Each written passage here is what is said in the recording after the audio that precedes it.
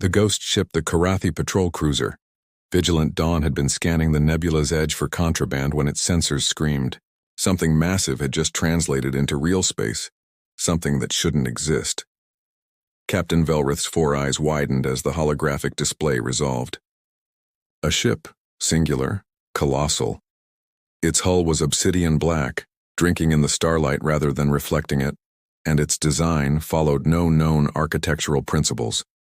Geometric impossibilities formed its superstructure, angles that seemed to shift when viewed peripherally, as if the vessel existed partially outside conventional space-time.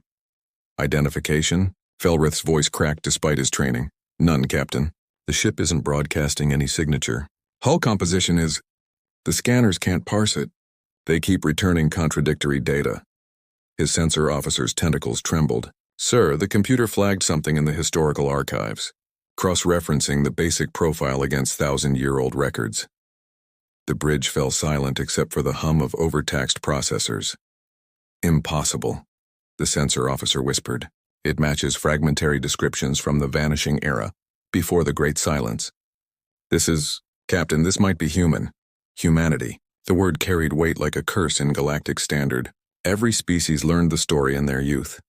The aggressive bipeds who'd colonized 40 systems in 2 centuries, who'd fought 3 major wars and won them all, whose scientists had touched fields of research the Galactic Council had deemed too dangerous to pursue. Then one solar cycle, every human world went dark simultaneously. No distress calls, no survivors, just silence. A millennium of silence. The prevailing theory suggested a catastrophic experiment, perhaps a failed attempt at instantaneous travel or dimensional manipulation. The Council had catalogued humanity's hubris as a cautionary tale, then dismantled their colonies, redistributed their territories, and tried to forget. Open a channel, Velrith ordered, his voice steadier than he felt. Unknown vessel, this is Captain Velrith of the Karathi Defense Force. You are in controlled space. Identify yourself and state your intentions, static crackled. Then a voice emerged, smooth, measured, speaking flawless galactic standard with an accent that made Velrith's skin prickle with ancestral memory. Captain Velrith, this is Commander Arya Kessler of the Terran Expeditionary Fleet, commanding the vessel Reclaimer 1. We are not in controlled space. We are in our space. We're just late returning to it. Terran? Velrith forced himself to breathe. Human, that's impossible. Your species has been extinct for... Reports of our demise were greatly exaggerated. The hint of amusement in Kessler's tone felt like ice water down Velrith's spine. We've been away, dealing with a problem that required our full attention. That problem is now solved. We're home. The Reclaimer 1 began moving, and Velrith watched in horror as it simply slipped through space, covering distance without conventional propulsion. The ship wasn't traveling through real space, it was negotiating with reality itself, taking shortcuts through dimensions the Karathi could barely theorize about. Captain, they're approaching the Jericho system, his navigator reported. That's one of the old human colonies. Now it's a cindery agricultural hub. Follow them, Velrith ordered, though every instinct screamed to flee. And contact High Command. Tell them humanity has returned. The Jericho system's orbital stations detected the anomaly seconds before the Reclaimer 1 materialized in high orbit above Jericho Prime. Station Commander Thraxus, a heavy-set Sindari administrator who'd governed this world for 30 years, stared at the impossible vessel hanging in space like a bad omen. His people had done well here. The humans' abandoned infrastructure had been repurposed, their cities rebuilt, their farms expanded. Jericho Prime fed 17 systems now. The fact that it had once belonged to another species was just historical footnote. Incoming transmission, his communications officer announced. The view screen flickered to life, and Thraxus found himself looking at a human female. She appeared young by human standards, mid-30s perhaps, with dark skin, close-cropped hair, and eyes that held the weight of centuries. Behind her, Thraxus glimpsed a bridge that defied comprehension. Holographic interfaces floating in 3-dimensional space, crew members interfacing directly with systems through neural links, and at the chamber's center, a sphere of what looked like contained starlight. Governor Thraxus, Commander Kessler said, her voice pleasant but carrying an edge like a sheathed blade. I'm Commander Arya Kessler, representing the Terran Expeditionary Fleet. I'm here regarding the planet you currently occupy. This world is sovereign Sindari territory, recognized by the Galactic Council, Thraxus replied, drawing himself up to his full height. Whatever historical claim you think you possess is irrelevant. Your species abandoned these worlds. We didn't abandon anything. Kessler's smile didn't reach her eyes. We were solving a problem, an existential threat that would have consumed the galaxy if left unchecked. While you were redistributing our real estate, we were fighting something you can't imagine in places you can't reach. Now we're back and we're reclaiming what's ours. The Council will never— The Council, Kessler interrupted softly, has no idea what's about to happen. Let me be clear, Governor. I'm not here to negotiate. I'm here to inform you of how this proceeds. The Reclaimer 1 moved again, and this time every sensor on every station and ship in the system registered what happened next. The vessel deployed something. Pods, thousands of them spreading across the system in a pattern too complex to track, each one moving with impossible precision. What are those? Thraxus demanded. Reclamation drones, Kessler explained. They're currently scanning every structure, every system, every database in Jericho. They're documenting everything you've built, everything you've changed, and everything you've erased. In approximately 6 hours, they'll have compiled a complete record. You're spying on us? We're auditing you. Kessler's tone remained pleasant. You see, Governor, we're not barbarians. We're not going to simply evict you, but we are going to know exactly what happened to our world in our absence. Every decision, every change, every discrepancy. The way she said that last word made Thraxus's blood chill. What are you implying? I'm implying nothing. I'm stating facts. The drones will find everything, Governor. The official records and the ones you tried to delete. The treaties you honored and the ones you quietly ignored. The graves you marked and the ones you didn't. Kessler leaned forward slightly. We've been gone 1,000 years, but we haven't forgotten. And we're very good at finding secrets. The transmission cut abruptly. 6 hours later, as promised, the drones returned to the Reclaimer 1. 30 minutes after that, every screen in Jericho space simultaneously broadcast the same message. A comprehensive report detailing exactly what the Sindari administration had done during their tenure. Most of it was mundane. Agricultural expansion, infrastructure development, trade agreements, but buried in the data were other revelations. Mass graves from the early occupation, systematic destruction of human cultural sites, suppression of archaeological findings, and most damning, evidence that Sindari. Surveys had detected human survivors in the outer colonies during the first decade of occupation, survivors who'd been quietly eliminated. To prevent complications with territorial claims, the Audi galaxy watched as humanity's first move. Wasn't military conquest, it was truth. Commander Kessler's final transmission was broadcast system-wide. We're not here for revenge. We're here for accountability. Every species that occupied our worlds will face the same audit. What happens next depends on what we find. Choose your next actions carefully. Humanity is patient, humanity remembers, and humanity has returned. The Reclaimer 1 vanished as mysteriously as it had arrived, leaving the galaxy to wonder. If this was just reconnaissance, what would humanity's next move look like? Captain Velrith, still shadowing from a safe distance, sent his report to High Command with trembling appendages. His final line became famous throughout the galaxy. They're not conquerors. They're archaeologists with a warship, and that's so much worse. The audit of atrocities. The Galactic Council convened an emergency session for the first time in 2 centuries. Representatives from 47 species crowded the amphitheater on Station Unity, their various forms of anxiety manifesting in clicks, hisses, pheromone clouds, and rapid color changes. At the chamber's center, a holographic projection showed the Reclaimer 1 as it moved through former human space, system by system, conducting its methodical audits. High Arbiter Quellon, a Vescari whose species had served as galactic mediators for 3 millennia, called for order. His translator rendered his whistling speech into standard. We face an unprecedented situation. A species we believed extinct has returned with technology surpassing our collective capabilities. They've made no hostile moves, yet their very presence destabilizes our established order. No hostile moves. Ambassador Threx of the Sindari Collective rose, his bulk trembling with indignation. They've violated our sovereignty. conducted illegal surveillance and broadcast classified information across open channels. Classified? The voice came from nowhere and everywhere simultaneously. Every screen in the council chamber flickered, displaying Commander Kessler's face. She stood on the bridge of the Reclaimer 1, arms crossed, her expression one of calculated disappointment. Is that what we're calling genocide documentation these days? Classified information? The council erupted into chaos. Quellon's security chief barked orders, but nothing worked. The humans had infiltrated every system in the station simultaneously. How did you? Quellon began. We built the communication protocols you're using, Kessler interrupted calmly. We designed half the technology in this station.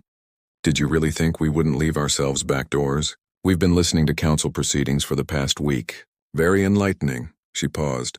Especially the parts where you debated whether to attack us preemptively. Silence crashed through the chamber. Let me save everyone some time, Kessler continued. We know what you're thinking. One ship, no matter how advanced, can't stand against the combined might of the Galactic Council. You're already calculating response scenarios, military options, diplomatic containment strategies. Her smile was predatory. You're thinking like we're a problem to be managed. What would you call it? Quellon asked carefully.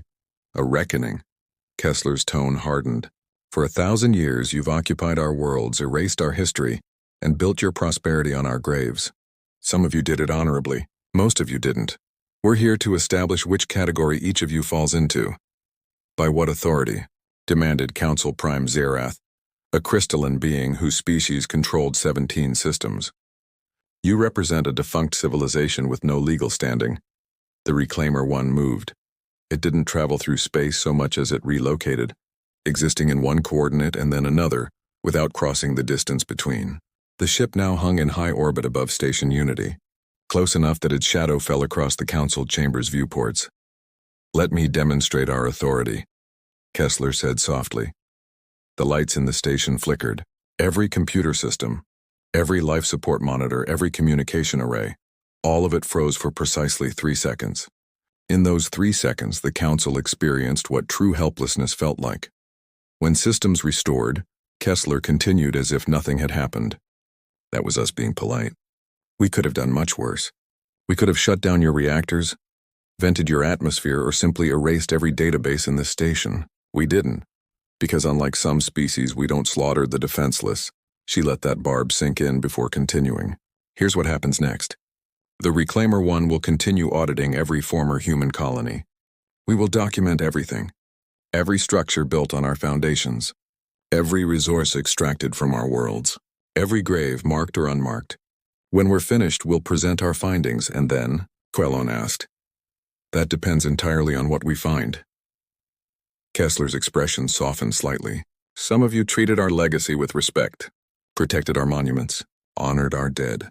Those species will find us reasonable. We understand that 1,000 years is a long time, that resources needed to be used, that life goes on. And the others? Threx whispered. The others will learn why humanity survived when so many other species didn't. Not because we're stronger, not because we're smarter, but because we're more patient, more thorough, and far more creative when it comes to consequences.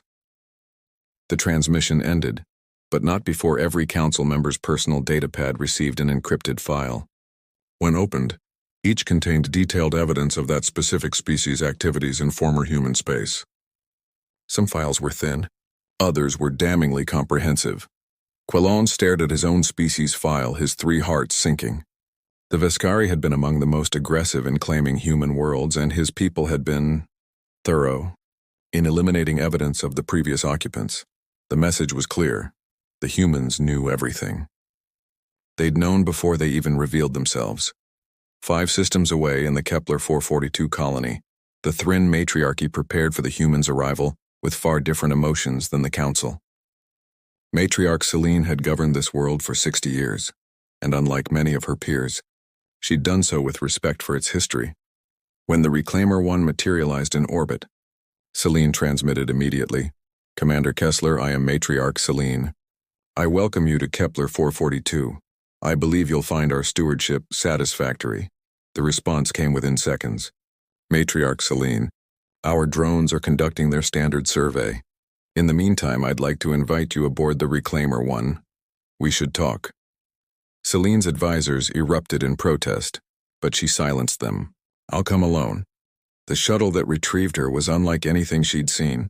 It seemed to fold space around itself, arriving at the Reclaimer 1 almost instantaneously. As she stepped aboard, Celine's first impression was of barely contained power.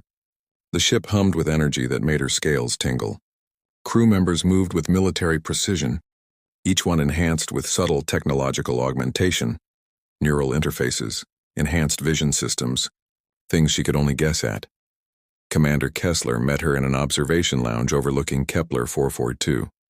The human woman offered her hand in the ancient greeting Celine had researched. Matriarch, thank you for coming. I've been expecting you, Celine admitted. For years, actually.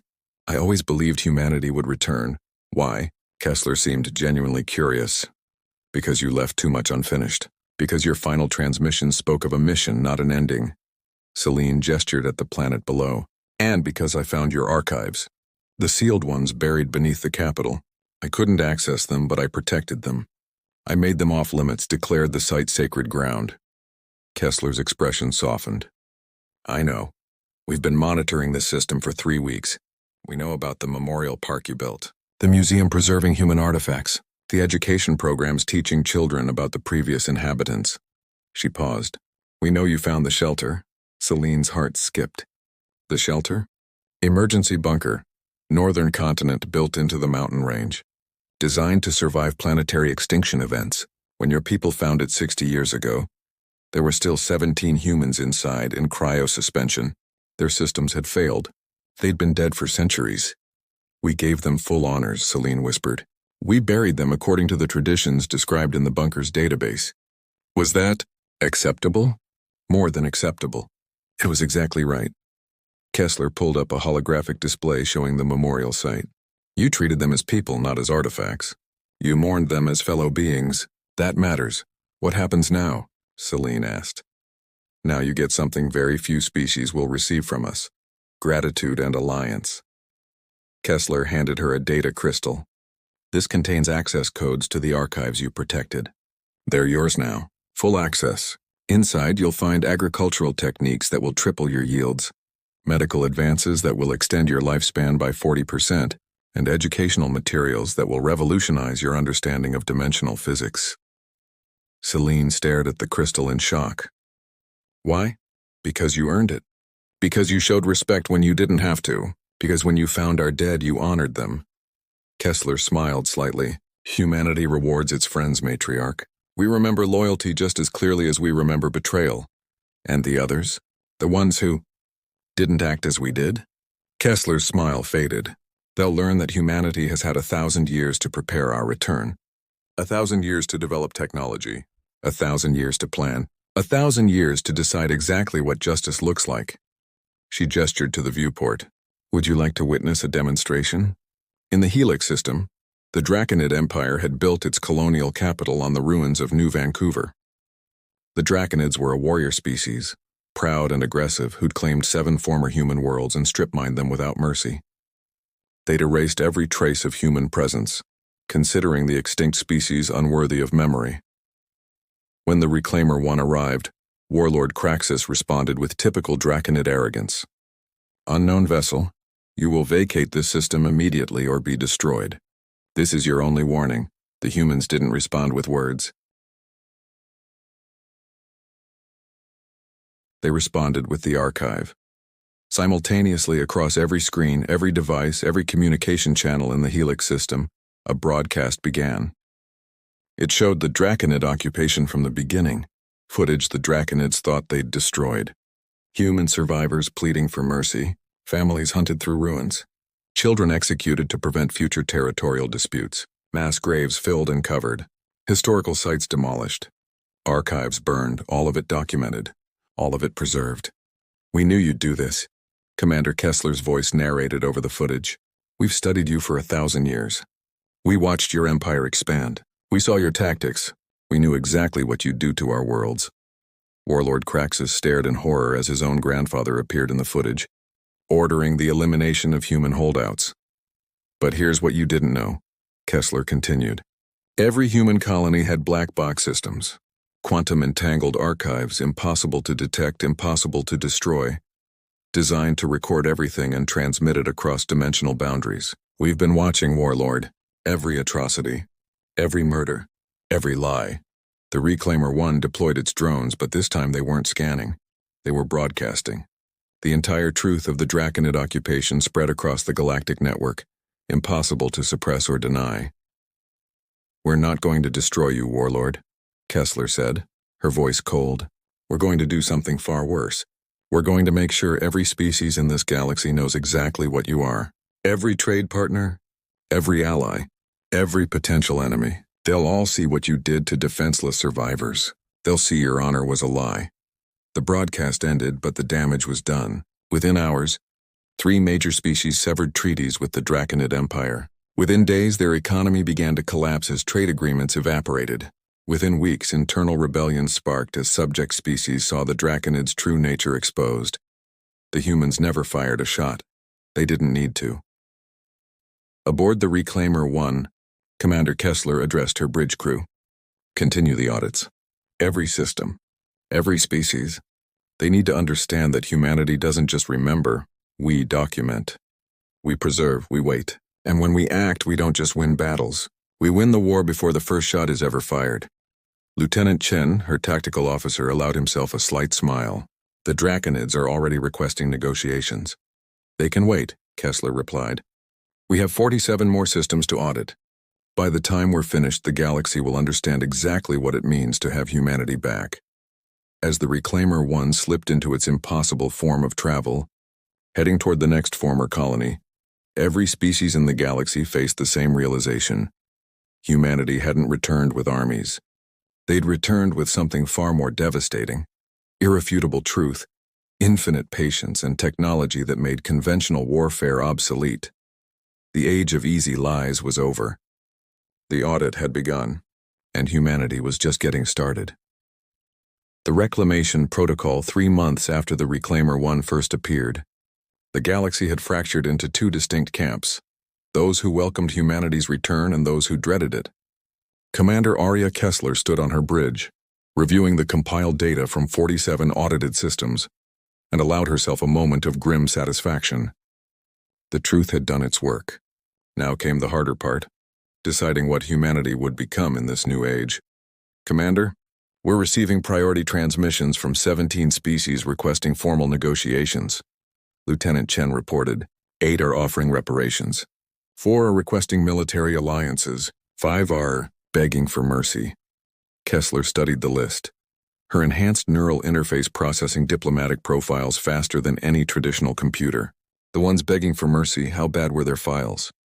Category 5 violations across the board. Mass executions of survivors, deliberate cultural genocide, falsified territorial claims. Chen paused. The Kralix hegemony wiped out the last human settlement on Proxima Secundus to mine the region where our fusion reactors were buried. 3,000 people in cryo-suspension killed for salvage rights. "Schedule them last," Kessler said coldly. "Let them wait and wonder." "What about the Galactic Council's official response?" "High Arbiter Quellon requests a meeting. In person. He's offered to come to us." That made Kessler pause. For a High Arbiter to leave Station Unity and travel to a foreign vessel was unprecedented. A gesture of either profound respect or absolute desperation. "Accept, but not here. I want this meeting to mean something." She pulled up a star chart and highlighted a specific system. "Tell him we'll meet at Terra Nova. It's time to show the galaxy what we've really been doing for the past 1,000 years." Terra Nova had been humanity's first extrasolar colony, established 600 years before the Vanishing. It orbited a stable yellow star in a region now claimed by the Viscari Concordance. When High Arbiter Quellon's diplomatic vessel arrived, escorted by the Reclaimer 1, what he saw made his 3 hearts stop. The planet was alive, not merely inhabited, transformed. Massive orbital structures ringed the world, each one a fusion of technology and something else, something that looked almost organic. Cities sprawled across continents in patterns that seemed grown rather than built, and everywhere unmistakably was evidence of human presence. "How?" Quellon whispered as his ship descended toward the surface. "Our surveys showed this world was uninhabited. We've had observation posts in this system for 5 centuries.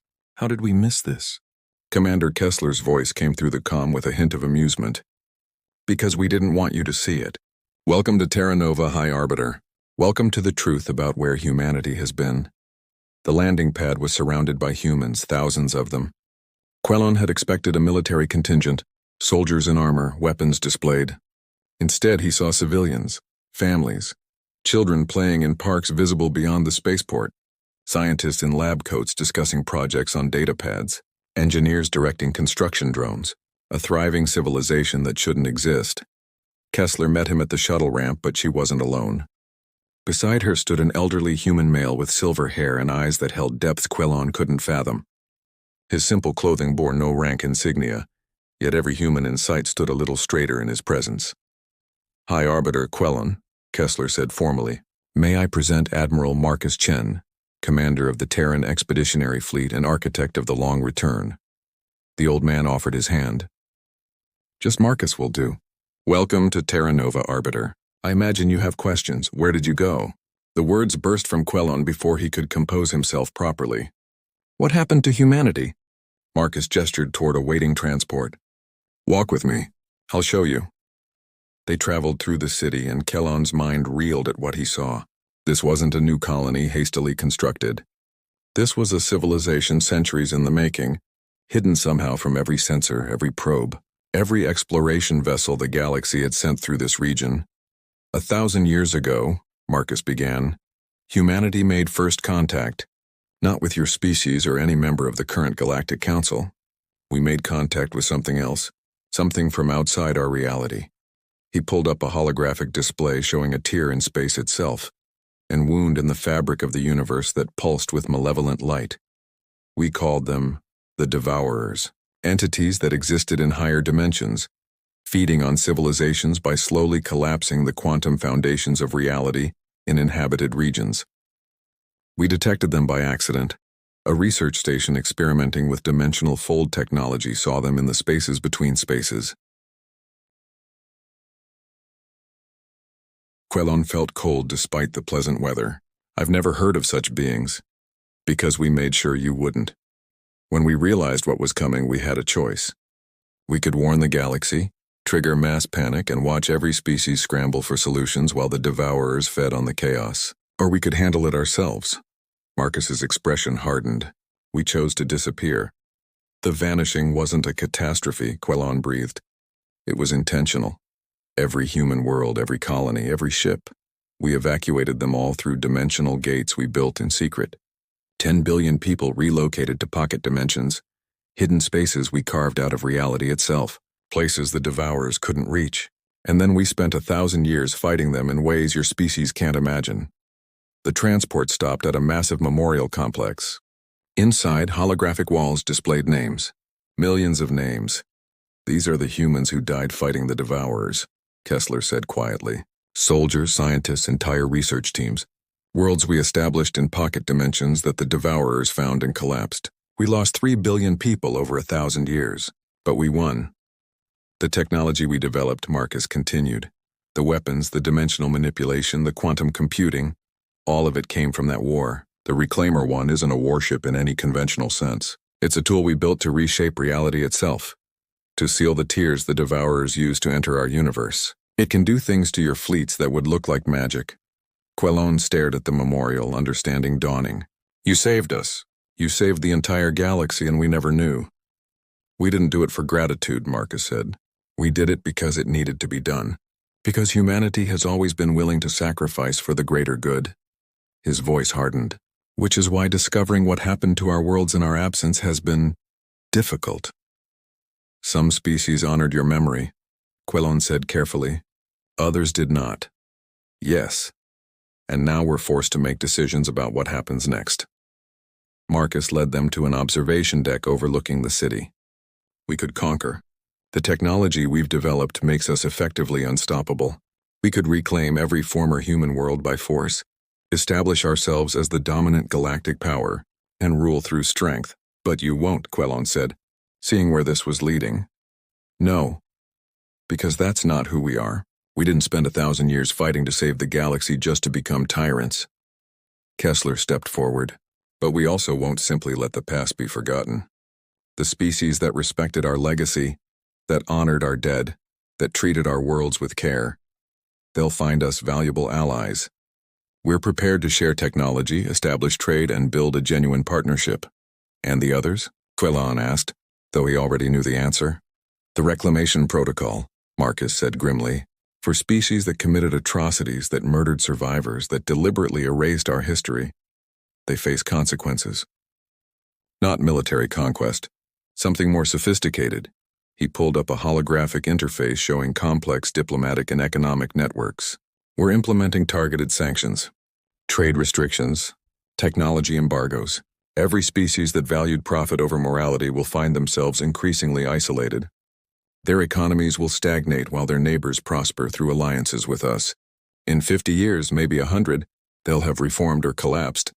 Either way, the galaxy will be better for it. You're restructuring galactic civilization without firing a shot, Quellon marveled. We learned patience fighting the Devourers. We learned to think in centuries, not years. And we learned that the most effective changes aren't imposed by force. They're cultivated through incentive and consequence. Kessler smiled slightly. Your species, for instance. The Veskari were aggressive in claiming our worlds, but our audits show you've spent the last 100 years moving toward more ethical governance. Your new generation of leaders is nothing like the old one. We've evolved, Quellon admitted. So there's hope for you. Here's what we're offering the Veskari Concordance. A probationary alliance. You'll return control of 3 former human worlds over the next 20 years, with compensation for infrastructure you've built. In exchange, you'll receive access to our medical technology, specifically treatments that will double your species' lifespan. We'll help you terraform 2 uninhabited worlds in your home region, using techniques that will make them more valuable than anything you took from us. Kellon's 3 hearts raced. You would offer this? After what we did? We're offering it because we want allies, not subjects. Because we believe species can change. And because we're playing a longer game than simple revenge. Marcus's expression softened. The Devourers are gone, but the universe is vast. There will be other threats, other challenges. Humanity needs a galaxy of partners, not conquered territories. But those partnerships must be built on honesty, accountability, and mutual respect. What about the worst offenders? Quellon asked. The ones who murdered your people in cold blood? Kessler's expression turned cold. They get the truth and they get isolation. We've already released our documentation to the galactic networks. Every species now knows what the Kralix hegemony did, what the Draconid Empire chose, what the Sindari Collective covered up. Those species will spend the next century explaining themselves to their own people and to the galaxy. We don't need to punish them. They'll punish themselves, and if they resist, if they try to attack you, Marcus gestured to the sky where the Reclaimer One hung in orbit, a dark monument to humanity's evolution. Then they'll learn why we survived the Devourers when so many others would have perished. We're not interested in war, Arbiter, but we are thoroughly prepared for it in ways your species cannot imagine. 3 months later, the new Galactic Compact was signed on Terra Nova. 41 species joined humanity in a reformed coalition built on principles of transparency, accountability, and mutual aid. 6 species, including the Draconids and Kralix, refused to participate and found themselves increasingly isolated. Commander Kessler stood with Admiral Marcus on the observation deck, watching diplomatic shuttles depart after the signing ceremony. Do you think it will work? She asked. The galaxy changing overnight? No, Marcus admitted, but we've planted seeds. Given the right incentives and enough time, those seeds will grow. Some species will embrace the change. Others will resist and fade into irrelevance. That's evolution. And humanity's role in all this will be what we've always been. Explorers, innovators, survivors.